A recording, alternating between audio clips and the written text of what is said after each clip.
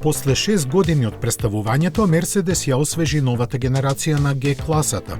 Со оглед на тоа за кој модел станува збор, никакви драматични измени не требаше да се очекуваат и ги нема. Корекциите, барем дизајнерски, се суптилни и ќе ги види само искусното око на посматрачите.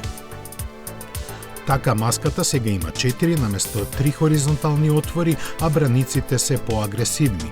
Ситни, незабележливи детали на каросеријата придонесуваат за подобрената аеродинамика која со новите изолацијски материјали ја намалува бучавата во кабината. Благодарејќи на 48-волтната електрификација, моторите нудат подобар одзив при возењето на терен и поголема удобност на асфалт.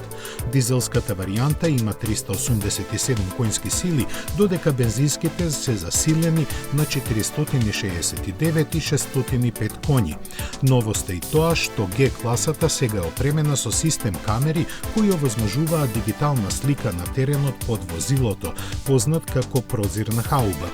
Првите испораки на освежената G-класа се очекуваат кон средината на летото.